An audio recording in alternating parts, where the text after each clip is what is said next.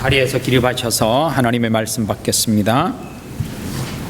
신약성경 로마서 3장 10절부터 18절입니다. 같이 읽습니다. 기록된 바 의인은 없나니 하나도 없으며 깨닫는 자도 없고 하나님을 찾는 자도 없고 다 치우쳐 함께 무익하게 되고 선을 행하는 자는 없나니 하나도 없도다.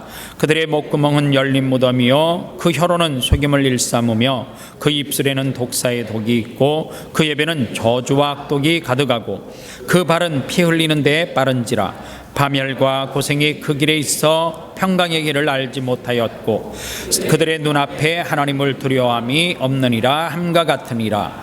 이는 살아계신 하나님의 말씀입니다. 아멘. 자리에 앉겠습니다. 옆에 사람에게 인사하겠습니다. 오늘 인사가 조금 고약한데요, 그래도 한번 해봐요. 평상시에 정말 잘하는 것이니까. 옆에 사람에게 당신은 완전히 타락했습니다. 왜요? 매일 두세 사람이 모이면 하는 거잖아요. 당신은 완전히 타락했습니다. 준비. 옆 사람 보고 얼굴 보고 준비 시작. 당신은 완전히 타락했습니다.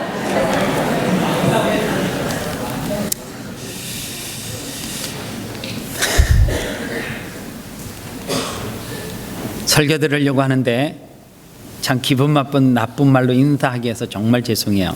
오늘 설교 제목이 사람의 리더십에 취하지 말라, 이 제목이에요. 왜 당신이 완전히 타락했는가? 개혁주의의 창시자인 장 깔뱅은 그의 5대 강령을 통해서 첫 번째가 뭐냐면 인간은 전적으로 타락했다는 거예요. 전적 부패라고 말해요. 전적 부패라고 하는 말이 뭐냐면 육체적 생명만 갖고 있는 모든 자연인은 그 본성이 타락하여 구원에 필요한 믿음을 스스로 만들어내지 못한다는 것입니다. 그 외에도 5가지가 무조건적인 선택, 제한적 속죄, 불가항력적 은혜, 그리고 성도의 견인이 있습니다. 언젠가 시간이 되면 여러분들에게 이 5가지 5대 강령에 대해서 제가 한번 자세하게 말씀을 나눌 수 있도록 하겠습니다. 사람은 너 타락했어 그러면 그 기분 별로 안 좋아요. 왜냐하면 아직까지 인간에게 기대할 것이 조금 남아 있다라고 생각하기 때문에 그렇습니다. 그리고 대부분의 사람들은 나는 완전히 타락한 것 같지는 않다라고 생각을 합니다. 그래서 죽을 정도의 죄를 지적하게 되면 반대해요. 당신은 완전히 부패하고 당신은 완전히 타락했습니다 라고 하면 반드시 내가 뭘 그렇게 타락했냐라고 반문하실 거예요. 그러나 성경은 우리에게 뭐라고 이야기하냐면 우리에게는 스스로 나를 구원할 수 있는 믿음을 생산해내지 못한대요. 왜냐하면 죄가 있기 때문에 그래요. 인간에게 소망이 있다라고 말합니다. 누가 말하느냐 하면 인본주의에 뿌리를 두고 있는 사람들은 그렇게 이야기해요. 인간이 뭘 이룰 수 있다라고 생각합니다. 이 인간을 잘 교화시키기만 하면 이 땅에 인간의 힘으로 유토피아를 만들 수 있다라고 생각을 합니다. 그런데 성경은 인간에게는 아무 소망도 없고 하나님의 은혜를 추구해야만, 하나님의 은혜를 공급받아야지만 우리가 다시 살 수 있다라고 그렇게 말해요. 그래서 성경은 우리에게 말하기를 인간은 태어날 때서부터 악한 존재다, 그 말이에요. 여러분들 시편 성경을 읽으면 성경 내용은 아닌데 그 한 편 한 편을 제대로 이해끔 하라고 이렇게 쓰여져 있어요. 가령 예를 들어서 다윗의 시, 솔로몬의 시 이렇게 쓰여져 있어요. 그래요. 앞자리가 좋아요. 이게 금자리예요. 그런데요, 시편 51편에 보면 그 시가 언제 쓰여졌는지를 명확하게 알 수 있습니다. 다윗이 밧세바와 동침한 후 선지자 나단이 그에게 왔을 때 쓴 시예요. 그러니까 다윗이 성적인 죄를 짓고 난 다음에 선지자가 그를 꾸짖으려고 왔을 때에 선지자 앞에서 고백했는데 5절에 뭐라고 고백을 했느냐면 내가 죄악 중에 출생하였으며 어머니가 죄 중에 나를 잉태하였나이다 이렇게 이야기해요. 나는 날 때부터 죄인이다 그 말입니다. 인간이라고 하는 것은 죄를 지어서 죄인이 된 것이 아니라 죄인이기 때문에 죄를 짓는다는 거예요. 다시 말해서 인간 안에서 희망의 근거를 찾는다라고 하는 것은 불가능하다. 성경은 이렇게 선언을 해요. 그리고 세상사는 한마디로 이야기해서 인간에 대한 실망의 역사를 쭉 이야기하고 있습니다. 그래서 우리는 가끔 사람에게 실망을 하면, 믿었던 사람에게 실망을 하면 설마 그 사람이 아닐 거야. 최근에 한국에서 가장 욕을 많이 잡수시는 분이 누구일 것 같아요? 대통령 아니겠어요? 그렇잖아요? 전화만 하면 힘드실 것 같아. 그런데 그전에는 안 그랬어요? 그랬어요. 요번에 이 사람 뽑으면 대한민국이 막 살기 좋은 막 청년들이 막 해피해질 것 같았죠? 아니에요. 그래서 누구를 욕해요? 믿었던 그 사람을 또 욕하기 시작하는 거예요. 인생의 연륜이 쌓이면 쌓일수록 이것은 진리라는 거예요. 그래서 오늘 성경 13절 이하의 말씀에 보면 사람이 어떤 존재냐? 저희 목구멍은 열린 무덤이요. 이렇게 시작이. 입만 열면 사고 친다 그 말이에요. 여인 셋이 모이면 한 사람은 꼭 죽어야 되죠. 난 참 사장님들이 살아있는 거 보면 신기해.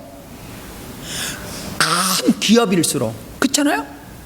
어떻게 그분은 큰 욕을 다시면서 살아계신지 모르겠어.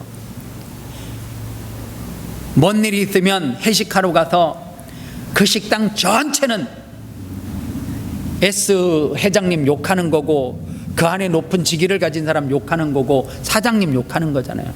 안주거리로. 우리의 입을 열면 뭐라 그러는 거예요? 열린 무덤이라는 거.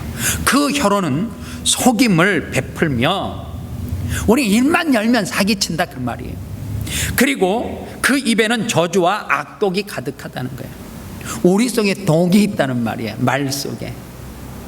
수긍하십니까? 나는 날 스스로 보고 수긍하는데 그의 바람 피 흘리는데 빠른지라 이렇게 되어져 있어요. 그리고 파멸과 고생이 그 길에 있어 평강의 길을 알지 못하였고 저희 눈앞에 하나님을 두려워함이 없느니라 함과 같다라고 말합니다. 이것이 세상 사람들에 대한 죄악이라는 거예요. 그러므로 성경은 이 땅에 살고 있는 모든 사람들을 향하여서 이렇게 결론을 내려요. 기록된 바 의인은 없는데 한 사람도 없다. 즉 칼빈이 말했던 인간은 전적으로 부패하고 타락했다 그 말이에요. 그런데 믿음의 사람들 가운데 가끔 의를 가지고 경쟁을 하려고 하는 사람이 있어요. 가령 예를 들어서 우리 목사님은, 우리 교회는 조금 큰 교회를 다니면 자기가 마치 그 교회에 뭐래도 되는 양, 저는 어느 교회다 당당하게 말해요. 그게 뭔데요?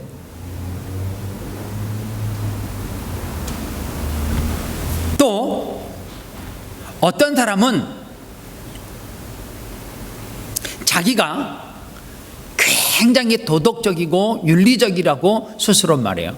그런데 미안하지만 그 도덕적이고 윤리적인 사람 한 주 내내 행동 반경 안에 차에다가 집에다가 회사에다가 몰래카메라 설치해 놓으면 다음 주에 여기에 다 못 와요. 그 사람 나도 못 와. 미안하지만 그게 인간이에요.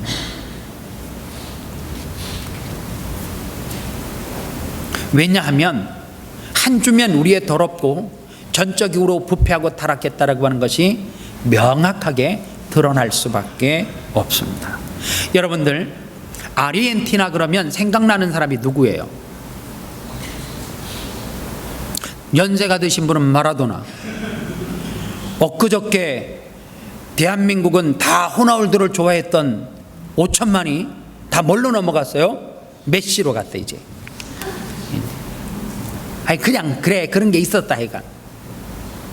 그런데 아르헨티나를 진짜 좀 제대로 알려고 하면 누구를 알아야 되느냐 하면 에바 페논이라고 하는 여인을 알아야 돼요. 에비타라고 하는 이 이름을 가진 여인, 이 여인은 몇 살을 살았느냐? 예수님하고 같은 나이를 살았어. 33년 살았어. 이게 재앙이야.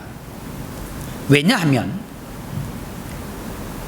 이 여인이 1919년도에 태어났고 1952년도에 죽었는데 1940년대에 한 라디오 인기 프로그램에 에바 부에노스라고 하는 이름으로 등장했던 성우, 즉 라디오에서 목소리만 이렇게 목소리가 좋아가지고 성우로 그렇게 활동을 했어요.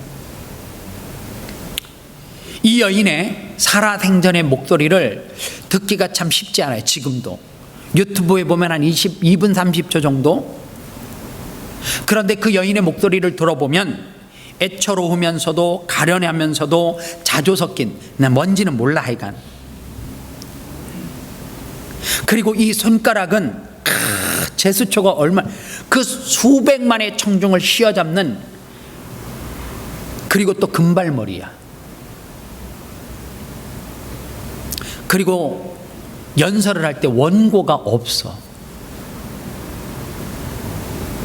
그런데 이 여인이 1943년도에 군대 정부의 대령이었던, 군 정부의 대령이었던 후안 도밍고 페론이라고 하는 사람을 알게 되었죠.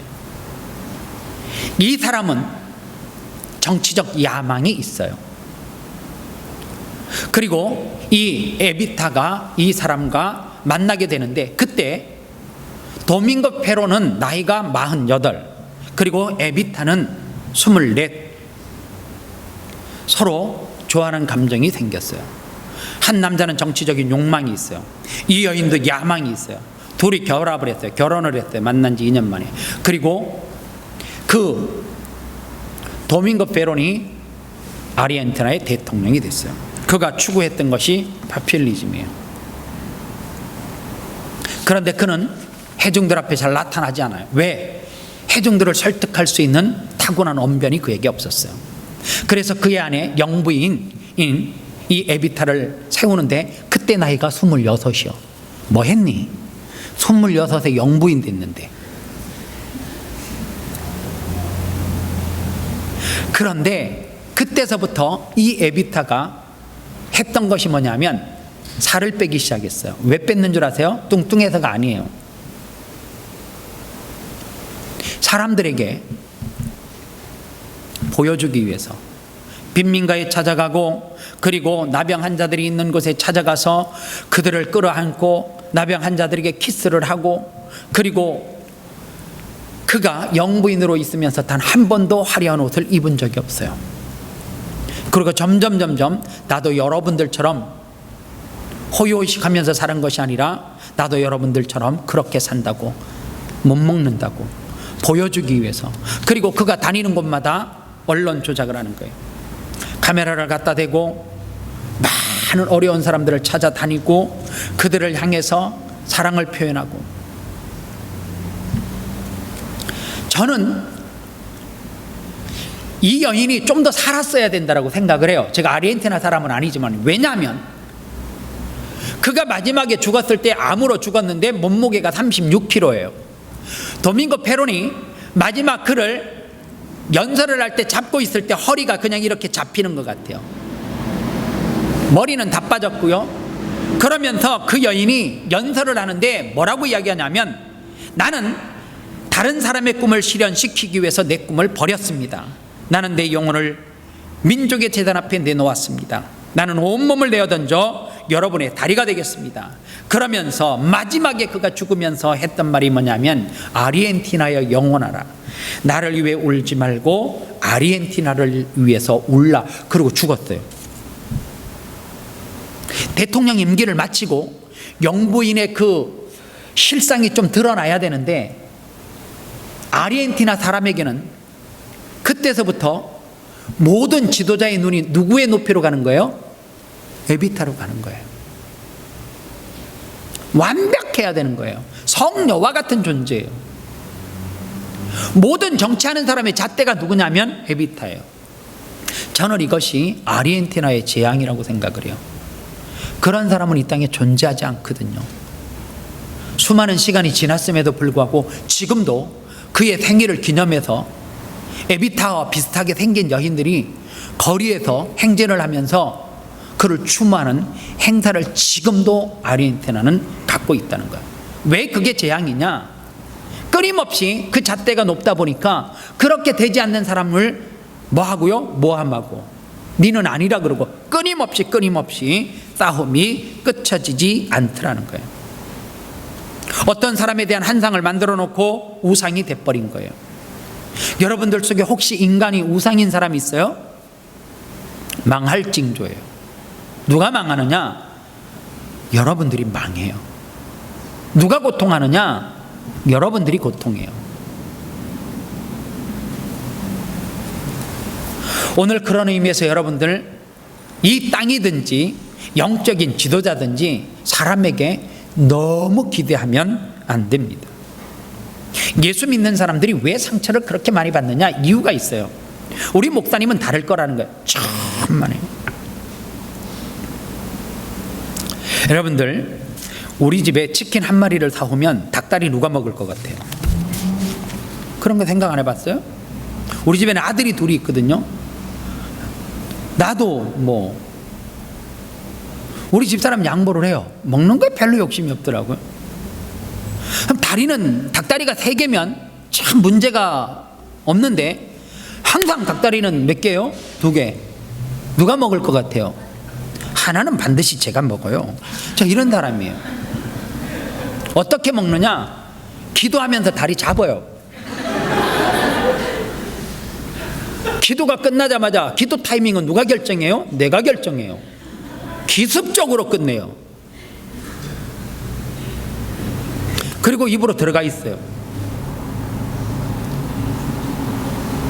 여러분들이 인간은 신뢰할 존재가 하나도 못 된다는 거예요.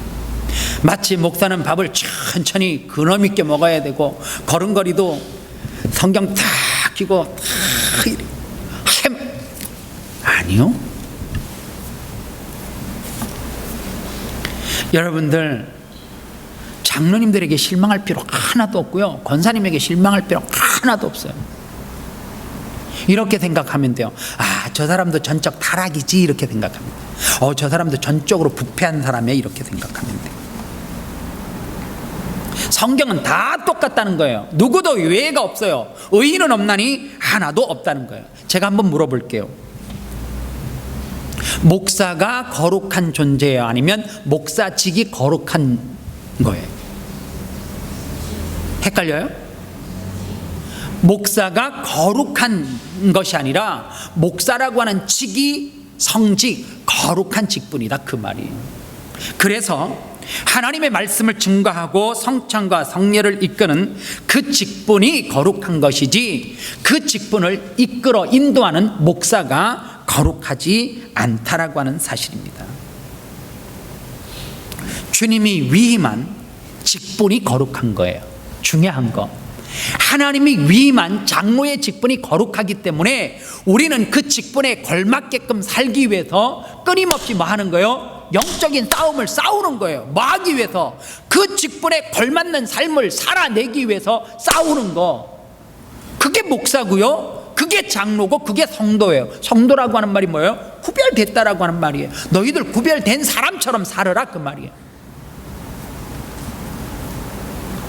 마귀는 우리를 자꾸만 넘어뜨리게끔 하려고 완벽한 사람을 자꾸만 추구하게 해요. 그게 성경에서는 율법주의라고 말해요.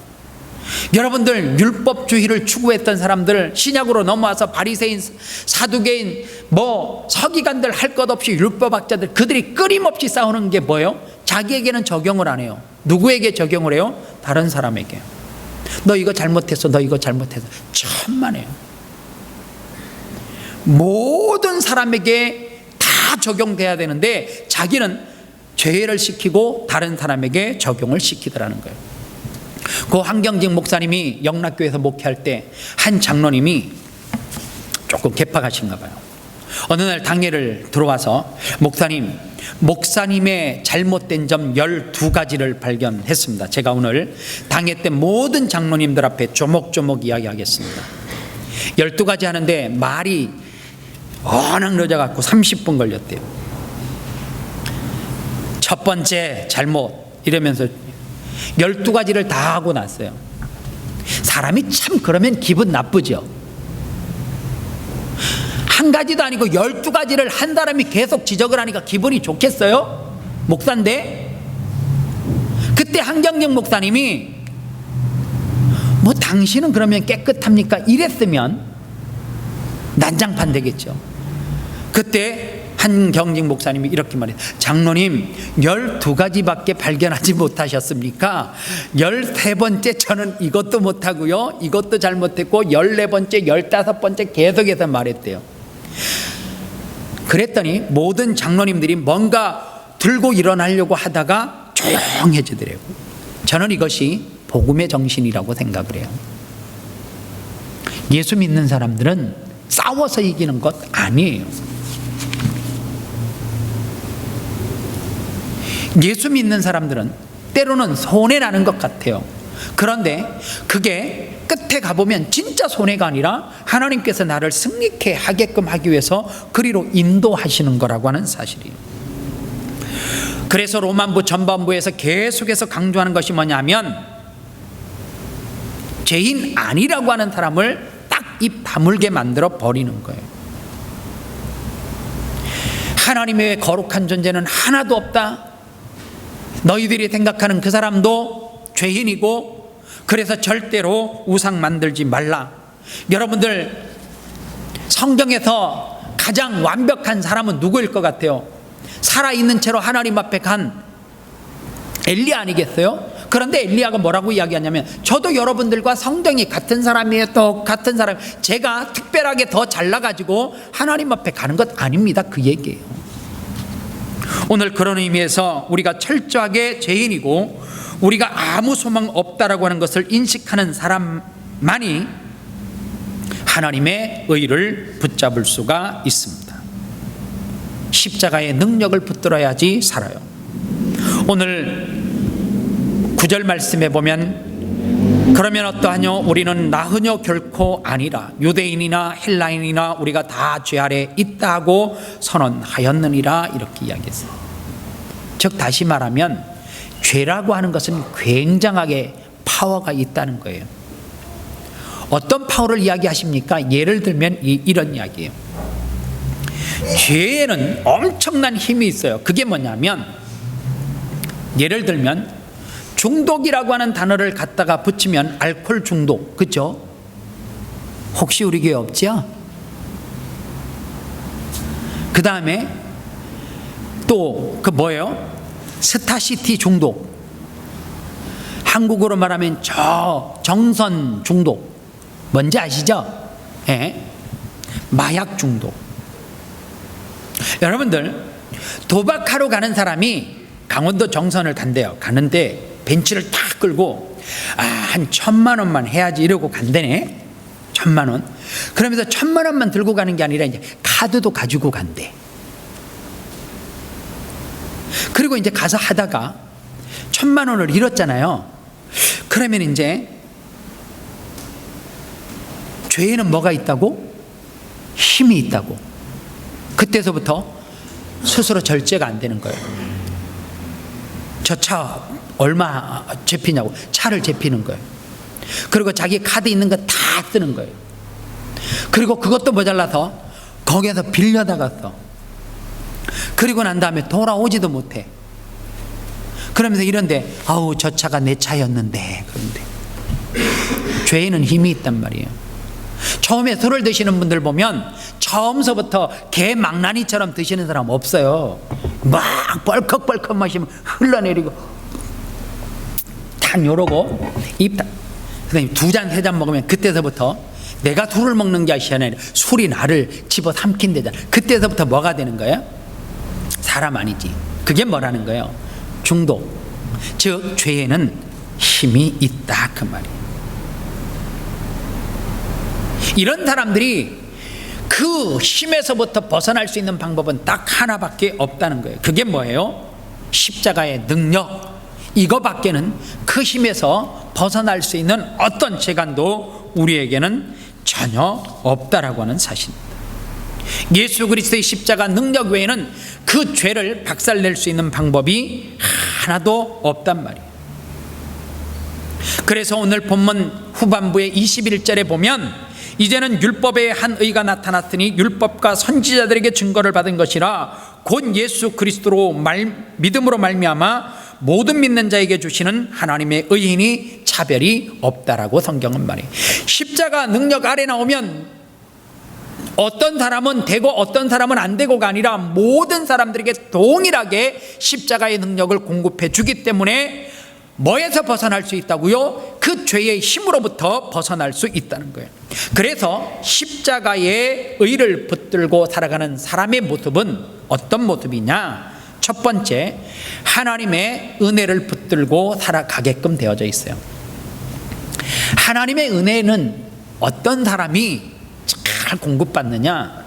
이 땅에서 의지할 것이 별로 없는 사람. 다시 말하면 빽이 별로 없어요. 머리 좋은 사람이 예수 믿기가 참 힘들어. 설교 듣기가 힘들어요. 왠 줄 아세요? 자꾸만 뭔가 분석을 해. 분석. 가진 게 너무 많은 사람 하나님의 은혜를 구하지 않아요. 왜요? 장가를 왜 내가 여자를 뭐 노력해서 얻어요?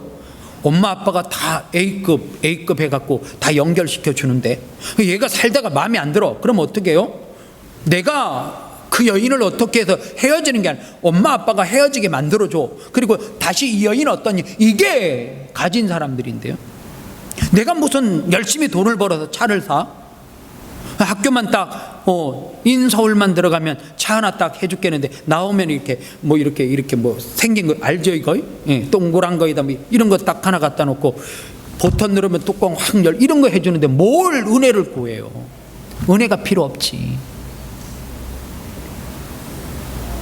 그런데 중요한 게 있어요. 우리는 절대 하나님의 은혜를 떠나서는 살 수가 없어요. 단 하루도 하나님의 은혜가 공급되지 않으면 살아갈 수가 없어요. 여러분들, 고난 자체가 목적인 게 있어요. 뭐냐? 예수님이 십자가 지는 것은 그 고난 자체가 목적이잖아요. 그런데 중요한 것은 우리를 훈련시키기 위해서 주시는 고난은 반드시 내가 하나님의 은혜를 구하면 사라지게 되어져 있어요. 그래서 여러분들, 그 문제를 놓고 머리 터지게 고민할 필요가 없이 이거 하나만 하면 돼요. 하나님 은혜를 공급하여 주십시오. 하나님의 은혜가 필요합니다. 그 은혜만 있으면 우리 가운데 고난의 문제가 지나간다라고 하는 사실입니다. 두 번째, 십자가의 의의를 붙들고 살아가는 사람들의 특징이 뭐냐? 하나님의 인도하심을 받습니다. 여러분들, 하나님의 인도하심을 받는 사람들은 세상과 경쟁하지 않아요. 여러분들, 예수 믿는 사람들 가운데 참 저 사람 독하다라고 하는 이야기를 듣는 사람이 잘못 사는 거예요. 꼭 이겨야 되는 사람이 있어요. 아니요. 여러분들, 예수 믿는 사람들이 직장생활하면서 승진하기 위해서 더 좋은 자리에 가기 위해서 하나님의 방법이 아닌 수단과 방법을 다 가리지 않고 살아가면 세상 사람들이 오 대단하대 그렇게 인정해요? 아니죠. 때로는 세상 사람들이 가진 술수 방법을 써서 밀어내잖아요. 밀리면 돼요. 밀리는 데는 이유가 있어요. 왜 하나님께서 밀어내겠어요? 하나님이 나를 안 밀어내시면 계속 직장생활 할 거 아니에요. CEO 하라고. 살짝 밀어내는 거예요. 슬쩍 밀리면 성경에서 시편 18편 19절에 보면 나를 옛 성경에 보면 더 넓은 곳으로 인도하시고 나를 기뻐하심으로 보호하셨도다. 하나님께서 우리를 더 넓은 곳으로 인도하게끔 하기 위해서 우리를 뭐 하는 거예요? 밀어낸다 그 말이에요. 밀리는 것이 나쁜 것만은 아니에요. 여러분들 영국에서 신앙생활했던 청교도들이 있잖아요. 그들이 신앙생활 잘 하는 이유로 밀렸어요. 어디로 밀려갔어요? 전혀 알지 못하는 미지의 세계 아메리카 대륙으로 밀려났습니다. 새로운 기독교 국가를 만들기 위한 말씀을 자유롭게 믿을 수 있는 국가를 만들기 위해서 하나님은 그들을 어떻게 했어요? 그 틀이 있는 영국에서 밀어내서 하나님의 나라를 건설할 수 있도록 그들을 만드셨다는 거예요. 마지막 세 번째로 십자가를 의를 붙들고 사는 사람들은 복잡하게 살아가지 않아요. 단순하게 살아가요. 여러분들 신앙생활하면서 단순할 필요가 있어요. 제가 설교하는 거 여러분들 머리 막 고민할 필요 없어요. 오늘 설교 듣고 돌아가면서 나는 전적으로 부패했구나. 스스로 나라는 인간을 믿으면 안 되겠구나. 오늘 또 집에 가서 여보 당신 믿지 말래 또 이렇게 하지. 복잡하게 설교를 적용하면 안 돼요.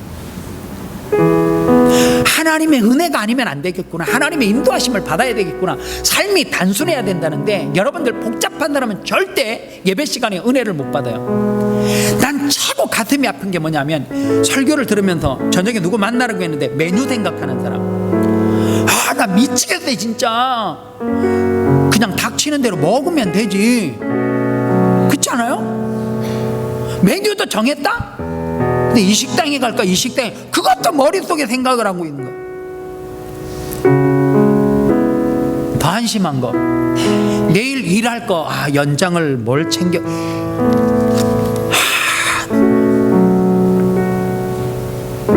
여러분들 공부 잘하는 사람의 특징이 토록 만점 받고 HSC 만점 받은 사람에게 인터뷰하면 뭐라고 말해요? 안 해봐서 모르지. 인터뷰 딱 하면 어떻게 그 어려운 시험을 만점 맞으셨습니까? 그러면 딱 하나 말해요.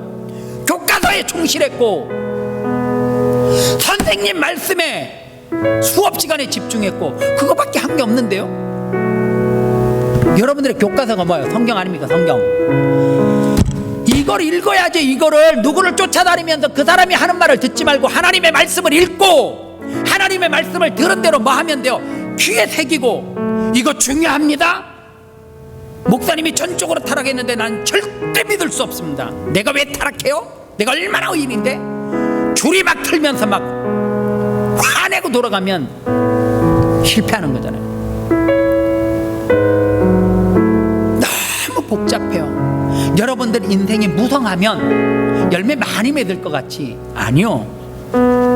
배나무 알아요? 포도나무 봤어요? 배나무의 특성이 뭔 줄 아세요? 포도나무의 특징이 위로만 자란다니까. 배밭에 가보면 아닌데요 목사님, 가지가 옆으로 뻗어가지고, 포도도 보면 그 무슨 이렇게 세워가지고 옆으로. 누가 그래요? 농사 지어봐야지 알지. 배나무의 특징은 위로만 딱 곱게 자라요. 와 무성해서 좋다. 포도줄기가 막 위로 가니까 와 무성해서 좋다. 그 해에 열매 맺으면 있잖아요, 상품 가치가 하나도 없는 건 맺어요. 몇 년 일하면 돌배돼. 농부가 봄이 되면 가지를 다 자르는 거예요. 그래서 가지를 잘라내면 볼품이 하나도 없어. 포도나무 기둥밖에 없어. 기둥. 근데 신기하잖아. 싹이 돋고 줄기가 뻗어나가면서 거기에서 꽃을 피우고 거기에서 달리는 열매는 포도 한 알이 이만해. 대봉. 나주배가 야 네 머리통만 하다 그러잖아요. 그냥 내버려두면 이런 돌배 먹지도 못해요. 여러분들 가지를 칠 때 얼마나 앙상한 줄 압니까? 볼품이 없는 줄 알아요? 신앙생활은 이 싸움이에요. 목사님 저 뭐가 있고요, 저는 공부를 뭐를 했고요, 아이고, 제가 늘 말하잖아요. 여러분들의 인생 가운데 반드시 녹슬 때가 와. 어느 날 목사님이 성경을 보다가 요렇게 보면 목사님 실망이에요. 실망. 뭘 실망이요? 50이 넘었는데 당연히 노안이 오지.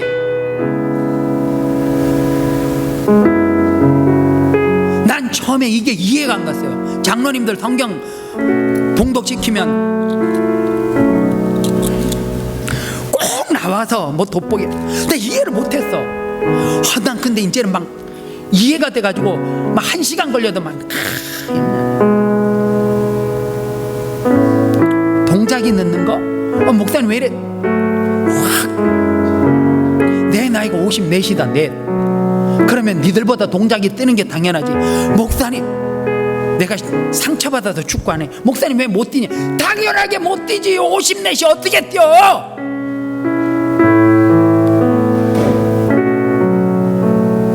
늙음을 인정하고 존중하고. 그런데 중요한 게 있어요. 그렇게 되면 될수록 단순해져야 돼. 신앙생활은 복잡하면 천국 못 가. 믿으라 그러면 믿고, 최고 중요한 거 이 시간 찬송합시다 그랬는데 왜 찬송 앞에서 열심히 하는데 성경을 왜 봐요? 그 시간에 말씀 모자라니까 왜 노래를 흥얼거리며 하냔 말이에요. 성가대가 왜 찬양하는데 여러분들 앉아서 점수 매겨. 오늘 지휘자는 몇 점, 엘토에 오늘 왜 그래? 나와서 하면 되지. 나 다음 주에 우리 교회 여기에 보면요, 이거 전공한 사람, 다리 이렇게 해가지고 이거 하는 사람 많아. 여기 지금 전공자. 왜 녹슬어가지고 나중에 있잖아. 이거 안 된다.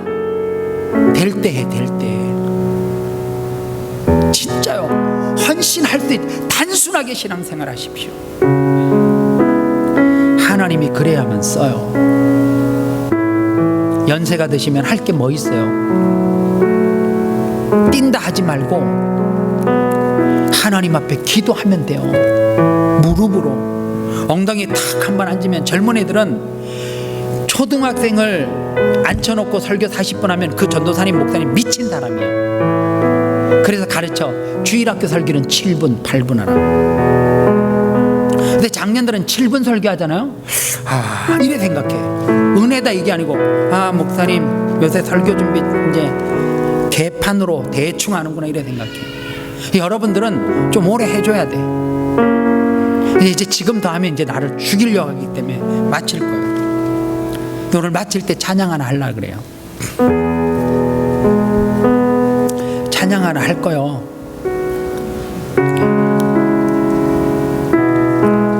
시선이라고 하는 찬양, 참 제가 좋아하는 찬양이에요.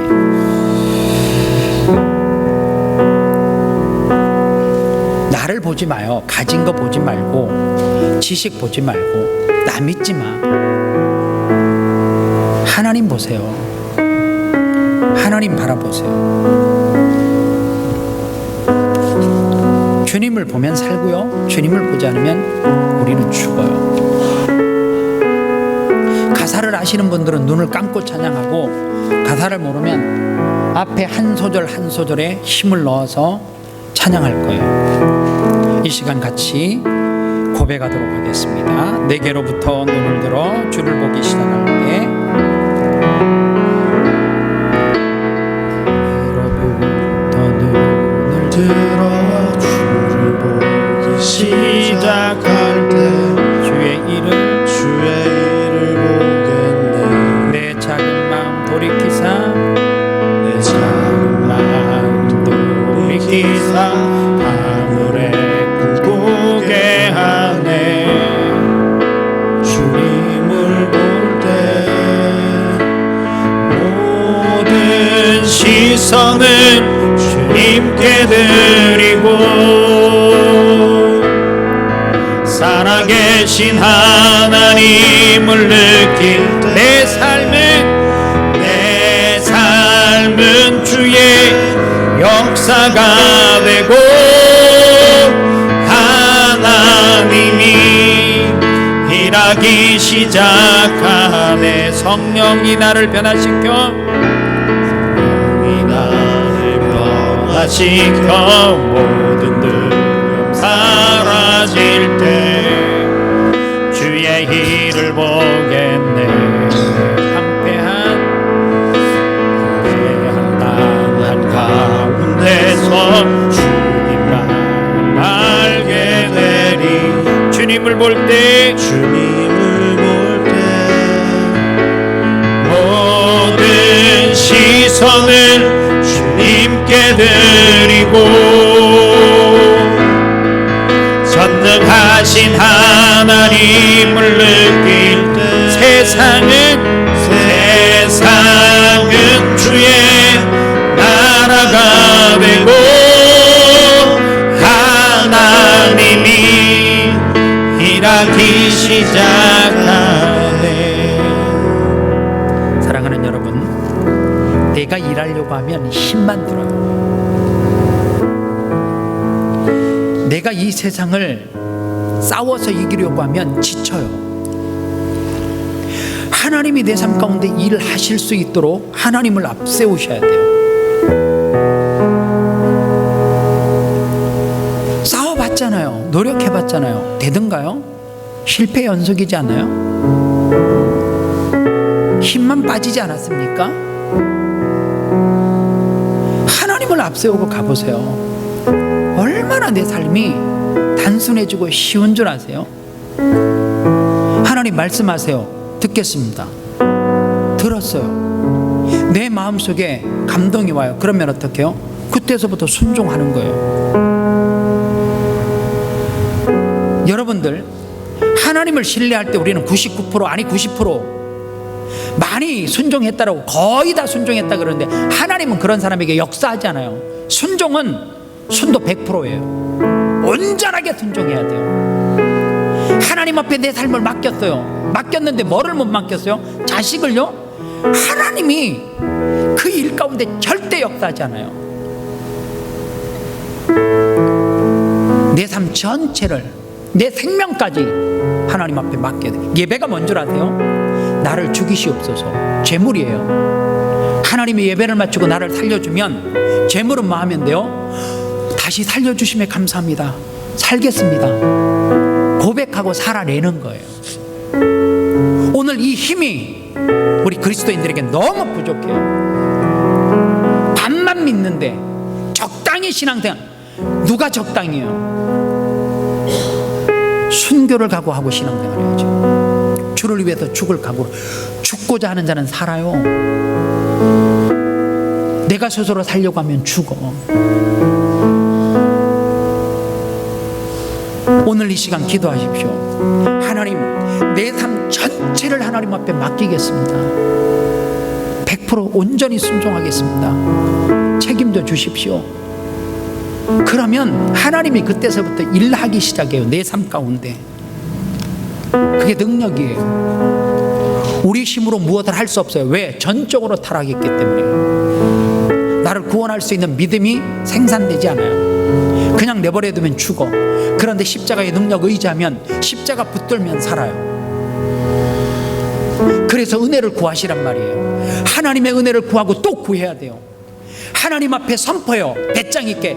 제 힘으로 안 살겠습니다. 하나님이 은혜 주시는 만큼 살겠습니다. 하나님 앞에 강력하게 고백하고 그렇게 살아내잖아요. 하나님이 두려워지기 시작해요. 그래서 하나님이 일자리를 허락하시고, 그래서 하나님께서 그 일을 할 수 있는 통로를 열어주세요. 하나님이 역사하셔야 돼요. 90%는 하나님 믿고 10%는 내 방법과 수단을 쓰면 하나님은 절대 여러분들의 삶 가운데 기적과 은혜를 베풀지 않아요. 온전하게 순종하십시오. 하나님, 내가 순종하겠습니다. 이 시간 한 2분만 기도하도록 하겠습니다. 자비하신 아버지 하나님, 내 힘이 아닌 하나님의 힘, 내 능력이 아닌 하나님의 능력을 믿겠습니다. 하나님, 지금까지는 적당히 신앙생활했고 하나님 믿어도 100% 하나님을 신뢰하지 못하는, 하나님 기도하면서도 내가 아버지 하나님의 수단과 방법을 가리지 않는 그 어떤 것들이 있습니까? 하나님 내려놓게 하여 주시옵소서. 하나님, 우리의 힘으로 그 어떤 것을 할 수 없기에 하나님을 전적으로 신뢰하고 하나님만 믿고 나갈 수 있도록 주님 도와주시옵소서. 그리하여서 하나님이 내게 베풀어 주시는 그 은혜, 십자가의 능력으로 다시 한번 일어서는 기적의 역사를 경험할 수 있도록 하나님 도와주시옵시고, 하나님 내가 전적으로 부패하고 타락하였음을 깨닫고 하나님 내 스스로 나를 구원할 수 있는 믿음이 없음을 알게 하여 주시옵소서. 지금까지는 하나님의 사람도 적당히 믿었는데 하나님, 우리가 사람을 의지하는 것이 아니라 하나님을 온전하게 믿고 살아갈 수 있도록 도와주시옵소서. 그리하여서 우리의 삶 가운데 하나님의 놀라운 능력과 하나님의 은혜를 경험하게 하여 주옵소서. 예수님의 이름으로 기도합니다.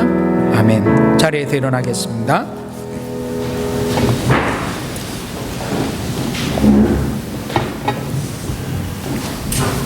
옆에 있는 분들을 주님의 이름으로 축복하도록 하겠습니다.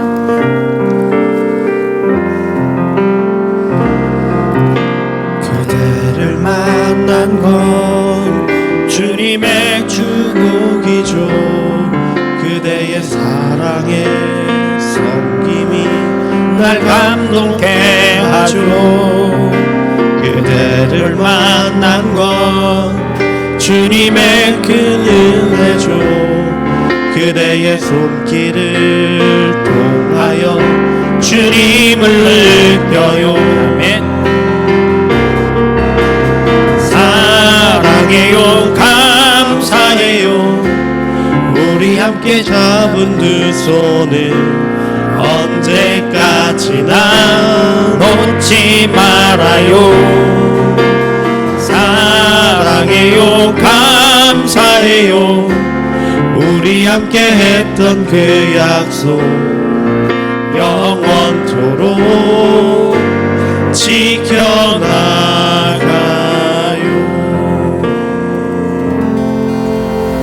오늘 식당에 가시면 우리 박진성 집사님, 신대석 집사님 첫 번째 하나님이 주신 선물 세헌이 첫 돌이에요. 그래서 바로 식사하지 마시고요, 제가 가서 생일 축하 노래도 부르고 축복하고 떡 케이크를 준비했다라고 해요. 그래서 잠깐 순서를 가질 거고요. 주중에 여러분들 우리 김고수 장로님, 아버님 되시는 고 김병일 집사님 장례식에 힘써 주시고 또 헌신해 주신 분들에게 진심으로 감사를 드리고요. 저 맨 뒤쪽에 보시면 김고수 장로님 바로 밑에 동생분이신 김봉관, 제가 이름을 기억하는 것은 어머님 장례식 때 오셔서 그때 직함이 SK그룹의 사장님이셔서 성공하는 비결에 대해서 제가 강의를 부탁했는데 그때 상중에도 흔쾌히 허락해 주셔서 오후 예배 시간에 우리 젊은 청년들을 대상으로 특강을 한번 해주셨는데 장례식을 마치고 오늘 예배에 함께 참석했습니다. 너무너무 감사하고요. 이제 이 앞자리만 조금만 더 채우면 차고 넘칠 것 같아요. 여러분들 전도에 힘써 주시기를 바랍니다. 2019년도 아름다운 게 표현입니다. 우리는 주님의 종입니다. 우리는 주님의 종입니다. 우리가 꿈꾸는 교회예요. 그냥 찬양하지 마시고요. 가사